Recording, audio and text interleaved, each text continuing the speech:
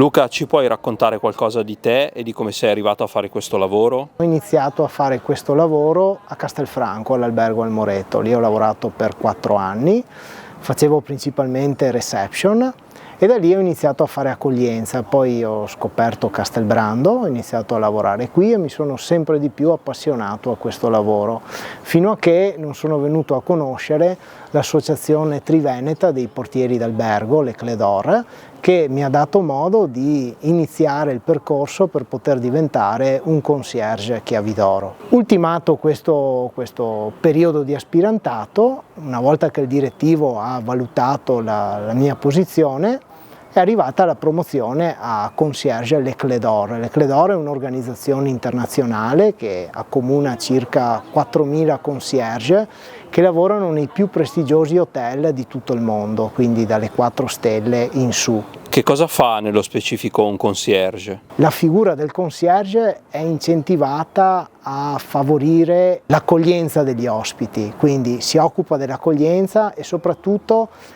vuol garantire ai suoi ospiti un soggiorno che sia indimenticabile, ed è quello che noi qui e io faccio tutti i giorni, quindi dall'accoglienza dell'ospite quando arriva, seguirlo nella fase del check-in, seguirlo poi nella fase del live-in durante il suo soggiorno nella struttura, se ha bisogno di essere seguito per i servizi che offre la struttura, visto che qui abbiamo anche un ampio centro benessere, oppure attività che può svolgere all'aperto e ci chiede consigli, suggerimenti, così come la prenotazione di un tavolo al ristorante, un trasferimento da qui all'aeroporto o magari in una località di particolare interesse, fino poi alla parte finale del soggiorno, il momento della partenza, in cui l'ospite vive questa sua esperienza e nasce poi il desiderio di ritornare proprio per tutte le emozioni che derivano dall'esperienza che vive all'interno della struttura.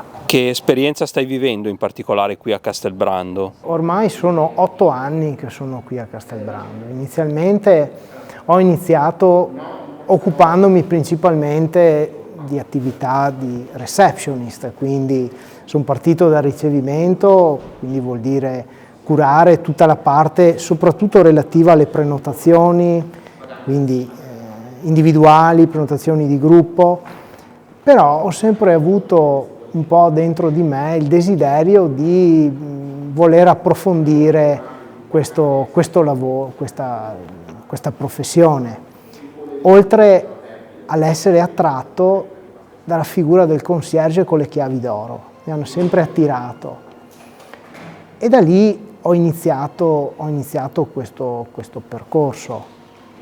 La mia esperienza è stata molto positiva qui perché ho trovato negli ospiti di Castelbrando una clientela molto desiderosa di vivere a 360 gradi l'esperienza del soggiorno in un castello, con tutte le attività che può dare questa struttura.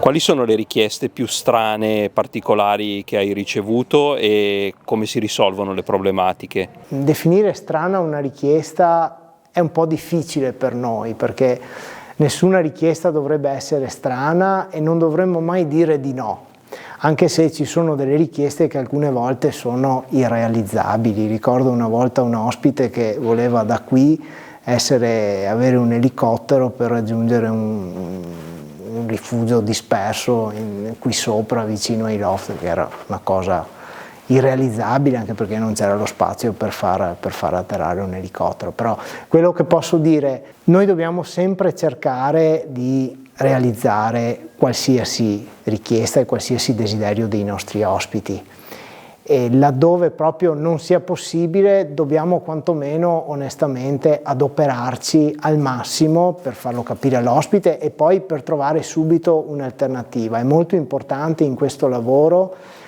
che all'ospite vengano proposte delle alternative.